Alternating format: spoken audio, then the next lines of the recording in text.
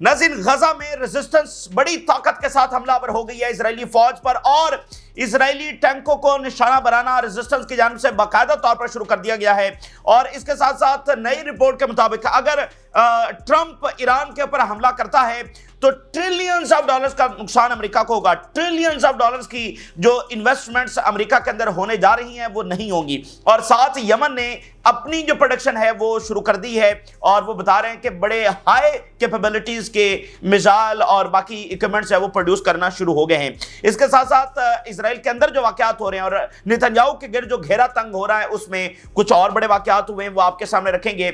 और ट्रंप की जो पॉलिसीज हैं अमेरिकी अंपायर के लिए जबरदस्त नतीजे लेकर आ रही हैं। जो ट्रंप की पॉलिसीज हैं वो मेक अमेरिका ग्रेट अगेन कर रही हैं। और अभी जो ट्रंप की पॉलिसी का एक नया नतीजा निकला है, ट्रंप साहब ने एक जो नया कारनामा अपने जो है वो हासिल कर लिया है, वो ये उन्होंने किया है कि ट्रंप की पॉलिसीज की वजह से चीन, साउथ कोरिया और जापान का बाकायदा अलायंस हो गया है। ट्रंप ने बहुत बड़ी यहां पर कामयाबी हासिल करते हुए चीन, जापान और साउथ कोरिया को एक साथ खड़ा कर दिया है। दो सबसे बड़े इत्तेहादी और जिनके बगैर पैसिफिक की पॉलिसी अमेरिका की कंप्लीट नहीं होती, जिनके बगैर अगर चाइना से जो भी जंग होनी है वो हो ही नहीं सकती और कोई चांसेस नहीं है अमेरिका के लिए इनके बगैर पैसिफिक के अंदर अपनी डोमिनेंस को कायम रखना। जापान और साउथ कोरिया वो चीन के साथ जाकर खड़े हो गए, बाकायदा उनका कंसेंसस हो गया है, मुआहिदा तय पा गया है उनका आपस में और अब वो मिलकर ट्रंप की जो पॉलिसीज हैं उसका सामना करेंगे। और इसके साथ साथ यूरोप ने अपनी ग्राउंड फोर्सेस और उसके साथ साथ अपनी नेवी और अपनी एयर फोर्स को यूक्रेन में डिप्लॉय करने का फैसला कर लिया है। यूक्रेन का मामला खराब से खराबतर होता चला जा रहा है और पहले दिन से हम ये बात कर रहे हैं कि यूक्रेन की जंग नहीं रुकेगी।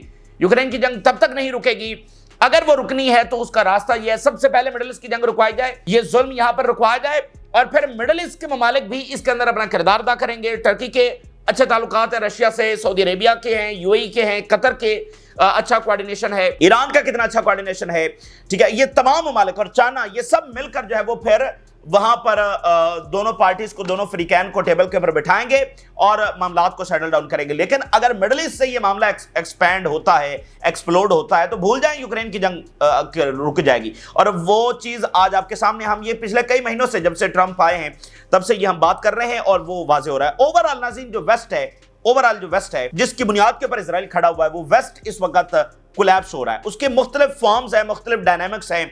मिसाल के तौर पे एक तरफ यूरोप और अमेरिका आपस में लड़ रहे हैं, एक तरफ यूरोप के अंदर लड़ाई हो रही है, एक तरफ अमेरिका के अंदर क्योस जो है वो बढ़ता चला जा रहा है और एक तरफ जो है वो चाइना जो है वो राइज करता चला जा रहा है और एक तरफ यूरोप अब जो यूक्रेन जंग के अंदर मजीद ड्रैग होने जा रहा है और एक तरफ अमेरिका जो मजीद जंगों के अंदर ड्रैग हो रहा है। ये बहुत सारे फैक्टर्स हैं और ओवरऑल जो वेस्ट है वो इन तमाम फैक्टर्स की वजह से कोलैप्स हो रहा है। और ये वेस्ट ही है जिसने इजराइल को कायम किया, जिसने इजराइल को कायम रखा।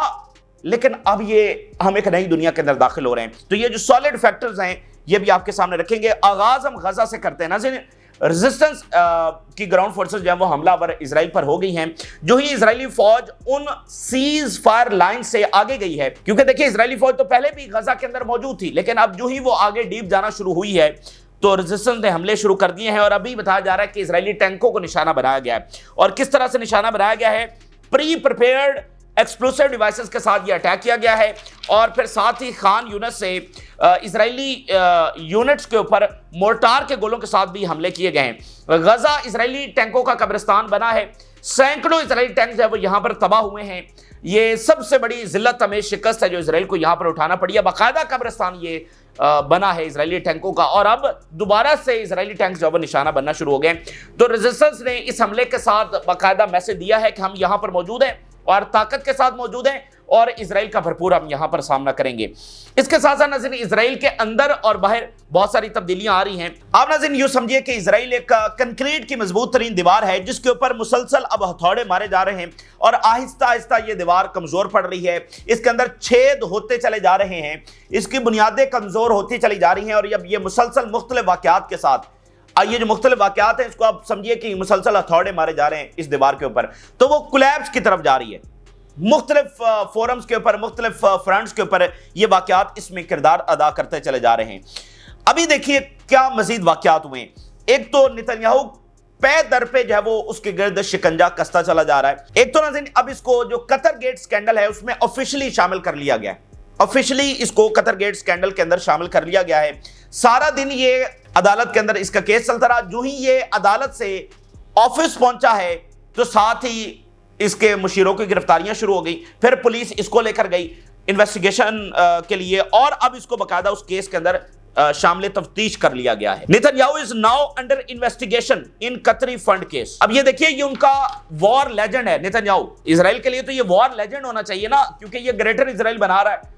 वो तो इसको केस के ऊपर केस डाल रहे हैं और इसके मुशीरों को गिरफ्तार कर रहे हैं, तो इसका मतलब अंदर कुछ और ही हो रहा है और अब बकायदा गिरफ्तारियां शुरू हो गई हैं। फिर देखिए एक और बड़ा वाकया हुआ है नाज़रीन, नेतन्याहू ने अनाउंस किया है एक नए शख्स को शिन बेत का चीफ, क्योंकि पुराने को तो इसने हटा दिया है, वो हटा नहीं है लेकिन इसने अपनी तरफ से हटा दिया है और इसने एक नए बंदे को अपॉइंट किया। लेकिन अब ये नया बंदा कौन है? नया बंदा ये है कि इसने तो 6 से 7 दिन पहले नेतन्याहू के खिलाफ जो मुजाहरा हो रहा था उसके अंदर जाकर हिस्सा लिया। नेतन्याहू को पता ही नहीं था और उस बंदे को शिन बेत का नया चीफ अपॉइंट कर दिया है।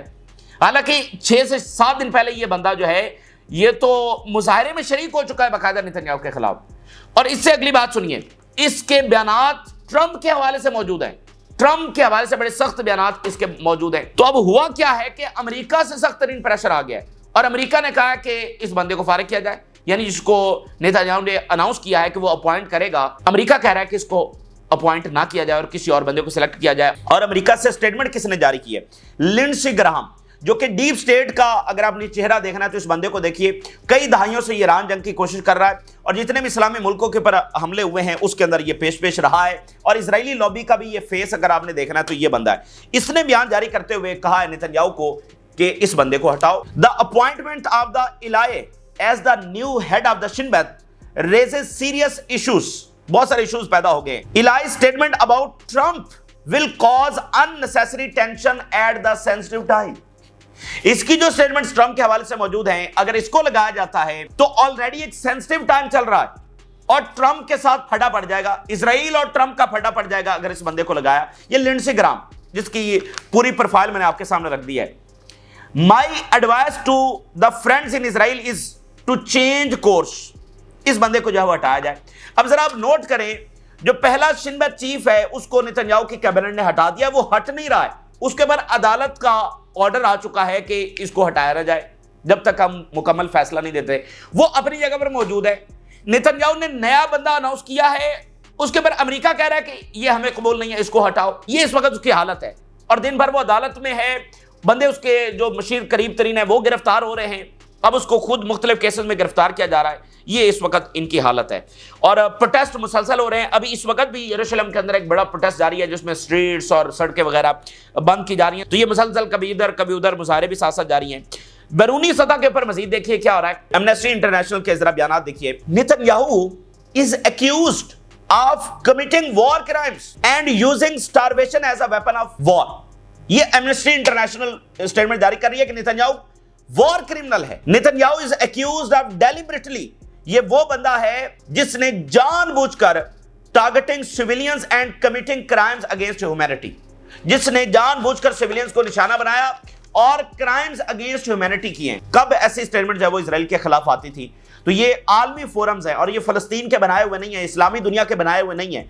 ये वो फोरम्स हैं जिनकी सबसे ज्यादा क्रेडिबिलिटी, ये वो फोरम्स हैं जिनको वेस्टर्न वर्ल्ड, मतलब देखें दुनिया में मुदाखलत करने के लिए वो इन्हीं फोरम्स के जो बयानात मानी रखते हैं। वहां पर ये ह्यूमन राइट्स की वायलेशंस हो रही हैं, वहां पर ये हो रहा है। तो ये वेस्ट के बनाए हुए फोरम्स वो कह रहे हैं कि इसने वॉर क्राइम्स किए हैं अगेंस्ट ह्यूमैनिटी। ये रिलीजियस फ्रीजे वाली रियासत है और कतर की स्टेटमेंट आई है, we will not allow those who deliberately seek to derail negotiations and prolong the conflict to distract or deter us। हम बिल्कुल अलाउ नहीं करेंगे जो ताकतें इस जंग को आगे खींचना चाह रही हैं। ये कतर की स्टेटमेंट है। तो देखिए तमाम डायरेक्शन के अंदर कुछ ना कुछ हो रहा है इजराइल के खिलाफ और नेतन्याहू के खिलाफ। इसके गिर्द शिकंजा कसता चला जा रहा है और देखते हैं कि ये कब नतीजा खेज साबित होगा। लेकिन एक बात नजर मैं आपके सामने रख रहा हूं 100%, और वो ये है कि इजराइल के लिए इसको प्रोलॉन्ग करना बड़ा मुश्किल होता चला जाएगा और इसमें फातेह होकर निकलना ये तो सवाल ही पैदा नहीं होता कि इजराइल इसमें किसी तौर पर फातेह होकर निकलेगा। अगली बात यह है कि नाज़रीन ट्रंप सुबह शाम ईरान ईरान ईरान कर रहा है और धमकियां दे रहा है हमला करने की। बाकायदा तौर पर अब वो कह चुका है कि वो अटैक करेगा। अब जहां पर बाकी बहुत सारे फैक्टर्स हैं, ईरान जंग सूट नहीं करती अमेरिका को, जो बहुत बहुत सारे फैक्टर्स हैं, स्ट्रेट ऑफ हॉर्मज़ बंद हो जाएगा, ये हो जाएगा, वो हो जाएगा। उसके साथ एक और बड़ी रिपोर्ट सामने आई है और वो ये है कि अगर ट्रंप ने अटैक किया ईरान पर तो ट्रिलियंस ऑफ डॉलर्स की जो इन्वेस्टमेंट जो अमेरिका में होनी है वो नहीं हो सकेगी। ट्रिलियंस ऑफ डॉलर्स का नुकसान अमेरिका को होगा इस जंग के जरिए। US fears it could lose trillions of dollars in investments if it attacks Iran. An official told Trump could lose $2.4 trillion in investments from the United Arab Emirates and Saudi Arabia, as well as other investments from other countries if oil and gas fields are destroyed in war with Iran. सबसे बड़ी investment जो Saudi Arabia और UAE और बाकी countries से होने जा रही है, जो ट्रिलियंस के अंदर है, सबसे पहले तो वो जाएंगे। ठीक है, ये बात वहां अमेरिका में सामने आई है नई रिपोर्ट के अंदर कि पहला बड़ा नुकसान तो ये अमेरिका को होने जा रहा है। किसी भी हवाले से जंग अमेरिका को सूट ही नहीं करती है। लेकिन बहरहाल अब इसी दरमियान नाज़रीन खबर यह है कि ट्रंप मई के अंदर मुतवक्के है कि वो सऊदी अरेबिया का दौरा करने जा रहे हैं। ये पहला उनका गैर मुल्की दौरा होगा। अच्छा, अब इंपॉर्टेंट बात यह है कि अगर मई के अंदर नाज़रीन ये दौरा होने जा रहा है तो उस वक्त क्या ईरान के साथ जंग चल रही होगी, और उस वक्त क्या गजा के अंदर यही मसाइल उठाए जा रहे हो, और इस वक्त क्या यमन की ये लड़ाई भी इसी तरह से जारी होगी। मतलब ये तो बड़ा मुश्किल है कि ट्रंप मिडल ईस्ट आ रहे हैं और उस वक्त ये सारा कुछ जारी है। तो या तो ट्रंप ये सोच रहा है कि वो न्यूक्लियर डील भी कर लेगा, वो यमन को भी हरा लेगा, वो हमास को भी हरा लेगा, और चूंकि उसका जो फ्रेमवर्क है मिडिल ईस्ट के हवाले से वो तो अब्राहम अकॉर्ड है, तो उसको लगता है कि वो सारी चीजें समेट कर 1-1.5 महीने के अंदर फिर वो मिडिल ईस्ट आएगा और फातेह होकर आएगा। ठीक है, और अब्राहम अकॉर्ड को जब वो आगे बढ़ाएगा, बुनियादी उसके जहन में स्केच ये होगा, क्योंकि ये तो पॉसिबल नहीं है कि ट्रंप आए और इधर ये गजा में भी ये सारा जुल्म हो रहा है, यमन की लड़ाई भी चल रही है जिसको अब इतना टाइम हो चुका होगा, 2 महीने हो चुके होंगे और अमेरिका को कोई फतह हासिल नहीं हुई होगी। ये बड़ी इंपॉर्टेंट बात है कि या तो फिर ट्रंप को इस दौरे से पहले ये मामलात को समेटना होगा, इससे पीछे हटना होगा, क्योंकि अगर ट्रंप आएगा तो सऊदी अरेबिया के ऊपर कितना प्रेशर बढ़ेगा कि आप गजा के ऊपर मसाइल में रुकवा नहीं रहे हैं और उनको बुलाकर यहां पर ट्रिलियंस ऑफ डॉलर्स के इन्वेस्टमेंट्स कर रहे हैं, तो ये सऊदी अरेबिया के लिए भी पॉसिबल नहीं होगा। तो ये एक इंपॉर्टेंट बात है। तो टाइम जो है ना वो बड़ा कम है। अब ट्रंप को ये दौरा भी करना है, बाकी मुल्कों को भी दौरे करने हैं। भाई अब ट्रंप क्या बैठा रहे 6 महीने बैठा रहे कि जब तक जंग खत्म नहीं हो जाती, तो उसको तो दौरा करने हैं ममालिक के, और सबसे पहला दौरा उसको सऊदी अरेबिया का करना है। तो उससे पहले उसने मामलात को समेटना है जिसमें कोई प्रोग्रेस नहीं है। यमन में प्रोग्रेस नहीं है, गजा में प्रोग्रेस नहीं है, और ना होगी, ना इजराइल को फतह होने वाली है, ना अमेरिका को होने वाली है। तो इस जंग के माहौल में तो ट्रंप आने वाला नहीं है, तो अल्टीमेटली उसको वहां से भी पुल बैक करना पड़ेगा, ये प्रेशर वहां से आएगा। अगली बात नाज़रीन यह है कि यमन ने कहा है कि वो ये कैपेबिलिटी उसने हासिल कर लिया कि वो प्रोडक्शन अब करेगा, और उसकी मिलिट्री इंडस्ट्री ग्रो कर रही है और वो बड़ी कैपेबिलिटीज वाले इक्विपमेंट जो वो बना सकता है। ईरान का बयान देखिए, if the enemies commit a strategic mistake and attack our territory they will face a harsh and severe response. चूंकि जंग का माहौल है, हमला होने जा रहा है, उसका खतरा है, तो हर जगह से स्टेटमेंट्स आ रही है। ईरानी आर्मी, सुप्रीम लीडर, ईरानी सदर, IRGC। यमन क्या कह रहा है? Now we possess a multi role combat military arsenal, और क्वालिटेटिव इंडस्ट्रियल बेस हमने बना ली है। Continuing this trend and opening doors to the success for military industry and military production which will astonish the enemy and comfort our friends. हम वो असलहा यहां पर बना रहे हैं जो दुश्मनों को हैरान कर देगा। और ईरान की स्टेटमेंट आई है यमन के हवाले से, defeat can not be imposed on the Yemen through attacks and aggression and this has been clear. ये बिल्कुल वाज़ेह हो चुका है कि यमन को शिकस्त नहीं दी जा सकती। अमेरिका बमबारी करता रहेगा, यमन आगे से मिसाइल मारता रहेगा, अमेरिका फौज उतारेगा और ट्रैप हो जाएगा। तो ये रॉन्ग डिसीजन है, जंग के अंदर ड्रैग होना बिल्कुल रॉन्ग डिसीजन था। अमेरिका ने बहरहाल किया, लेकिन अब वो फंस चुका है। यमन हमले कर रहा है बावजूद इसके कि अमेरिकी एग्रेशन है, तो कब तक इसको अमेरिका जारी रखेगा? क्योंकि देखें अमेरिका की कैलकुलेशंस क्या हैं। अमेरिका की कैलकुलेशंस 20-25 दिन के अंदर यमन को तबाह करने की है, हुतीज को तबाह करने की है। वो यहां इसलिए नहीं आए कि वो 6 महीने हुती से लड़ेंगे, ना वो लड़ सकते हैं। ठीक है, वो जितना इस जंग को ड्रैग कर रहे हैं वो उतना अमेरिकी एम्पायर को नुकसान पहुंचा रहे हैं। तो उनकी कैलकुलेशन तो और है। तो अगर यमन आगे से हमला करता रहेगा तो ट्रंप इंतजामिया कब तक इसको अफोर्ड करेगी? और अब जरा यूरोप की सूरत हाल आपके सामने रखते हैं। बहुत सारे वाकयात हो रहे हैं। ओवरऑल तो हम वेस्ट का कोलैप्स देख रहे हैं, और जिसके नतीजे में इसराइल की सपोर्ट करना अब उनके लिए नामुमकिन है कि वो इसराइल की इन जंगों को जो है वो मजीद फंड करें, असला दें, सपोर्ट करें। ये वो मामला तेजी के साथ वहां पर खराब हो रहे हैं। यूक्रेन के मामला तेजी के साथ खराब हो रहे हैं, और यूरोप ये कह रहा है कि वो नेवी और जो है वो एयरफोर्स में डिप्लॉय करेगा। Europe considers deploying naval and air deterrence forces to Ukraine. तो ये बिल्कुल एक मुख्तलिफ चीज है, क्योंकि ट्रंप जंग रुकवाने जा रहे हैं। भाई ट्रंप कह रहा है कि ये तो सूरज गरूब होने से पहले जंग रुक जानी चाहिए, ये तो अगले घंटे जो है जंग रुक जानी चाहिए। और जब से वो ऑफिस में आया है वो यही कह रहा है जंग रुकवा रहे हैं, रशियंस के साथ मुलाकात हो रही है, ये हो रहा है वो हो रहा है, ठीक है। और यूरोपियंस क्या कर रहे हैं, वो मजीद असलहा दे रहे हैं, और असलहा भी छोड़ दें, अब वो कह रहे हैं कि हमारी ग्राउंड फोर्सेस भी वहां पर जाएंगी, हमारी नेवी भी जाएगी और हमारी एयरफोर्स भी जाएगी। और भाई ये तो यूरोप और ट्रंप आमने सामने आ गया ना। ट्रंप कह रहा है जंग रुकवाऊंगा और वो कह रहे हैं हम तो फौजी भेजेंगे रशिया से लड़ने के लिए। तो ये तो बहुत बड़ा क्लैश है और ट्रंप के लिए यूक्रेन की जंग रुकवाना नागुजीर है। अभी तो वो कह रहा है मैं थर्ड टर्म लूंगा, तीसरा टेन्योर भी लूंगा। अभी वो दूसरे टेन्योर के 2 महीने में हुए हैं, 2-3 महीने हुए हैं और पता नहीं क्या से क्या हो गया, और वो ख्वाब देख रहा है तीसरी टेन्योर के, और यूक्रेन की जंग रुक नहीं रही है। तो कैसे तीसरी टर्म मिलेगी? और वक्त के साथ साथ ट्रंप के ऊपर और प्रेशर बढ़ता चला जाएगा कि ट्रंप ने दावा किया हुआ 24 घंटों में यूक्रेन की जंग रुकवाने का, और यूरोप कह रहा है कि हम तो मजीद। और दूसरा, ये कितनी खतरनाक बात है कि यूरोप फौजें भेज रहा है यूक्रेन में, वहां पर रशियंस मौजूद हैं, तो रशियंस के साथ बराह रास्त लड़ाई होगी। इसका और नतीजा मतलब क्या निकलेगा? यूरोप फौजें भेजेगा तो रशियंस अपनी फौजें निकाल लेंगे, तो ये ज्यादा बड़ी जंग की तरफ मामला जो है वो जा रहा है। दूसरी इंपॉर्टेंट बात यह है कि मैरी ले पेन, ये एक बड़ी सियासी पार्टी की सरबराह है फ्रांस की, और अभी रिसेंटली इन्होंने बड़ी मकबूलियत हासिल की है इनकी पार्टी ने। ये राइट विंग पार्टी है और अभी जो इलेक्शन हुए उसके अंदर इनको बड़ी मकबूलियत हासिल हुई। एक सरप्राइज विक्ट्री इन्होंने समय लेके सरप्राइज पॉपुलैरिटी जो इन्होंने हासिल की।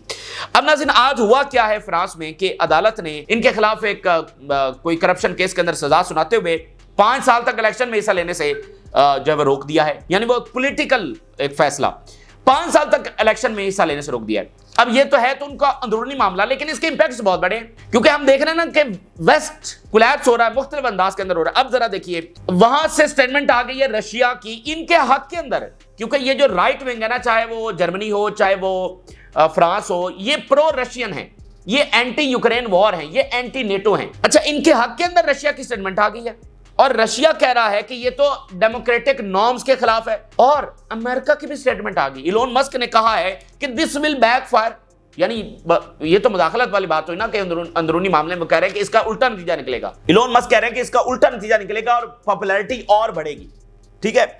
और जो फ्रांस की जुडिशियल काउंसिल है उसने कहा है कि ये जुडिशियल फ्रीडम के खिलाफ है ये फैसला। आप जरा नोट करें, वर्ल्ड वॉर 2 के बाद वेस्ट का बयानिया क्या था दुनिया में मुदाखलत करने के लिए?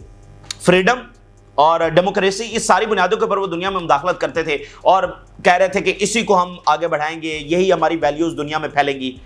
आप जरा नोट करें, इन तमाम यूरोपियन ममालिक के अंदर, बड़े ममालिक के अंदर, इवन अमेरिका के अंदर, जिसने इस पूरी जंग को लीड किया है सो कॉल्ड डेमोक्रेसी वाली वॉर को, वहां पर क्या हो रहा है? जुडिशरी के साथ लड़ाई, मुख्तलिफ इंस्टीट्यूशंस की लड़ाई, ठीक है। इस वक्त यूरोप की सूरत हाल मैं आपके सामने रखता हूं। ये हम बिल्कुल एक नई दुनिया में दाखिल हो रहे हैं। मतलब वर्ल्ड वॉर 2 के बाद जंगों पे जंगें, वजह क्या जी? डेमोक्रेसी को, यानी जिन फैक्टर्स के ऊपर वो दुनिया में मुदाखलत करते हैं उनके अपने मुल्कों में ये सूरत हाल है, और ये ममालिक अब खुद जो है वो क्योस में, पैनिक के अंदर जो है इस वक्त जा रहे हैं, और अंदरूनी एक खलफशार जो वहां पर पैदा हो रहा है। अब जरा देखिए इस वक्त यूरोप के ममालिक की हालत। फ्रांस ने लेपेन को सेंटेंस करने का और इलेक्शन में हिस्सा लेने से बैन कर दिया है। रोमानिया के अंदर क्या हुआ है? इलेक्शन कलअदम करार दे दिए हैं, क्योंकि जो कैंडिडेट जीता है वो उनको गिरफ्तार कर लिया गया और इंप्रिजन कर दिया गया है। Germany preparing for a similar scenario with AfD, ये भी वहां की राइट विंग पार्टी है जिसको इलोन मस्क सपोर्ट करता है। और स्लोवाकिया के अंदर क्या हुआ है? जो एंटी वॉर प्राइम मिनिस्टर हैं, यानी वो जंगों के खिलाफ है, उनकी असैसिनेशन अटेम्प्ट अभी रिसेंटली हुई है। हंगरी में क्या हुआ है कि जो वहां का प्राइम मिनिस्टर है, जो एंटी यूक्रेन वॉर है और उसके खिलाफ कांस्टेंट अटैक्स जो वो हो रहे हैं उसकी गवर्नमेंट को गिराने के लिए। इस्टोनिया में क्या हुआ है? 25% of Russians banned from voting in elections.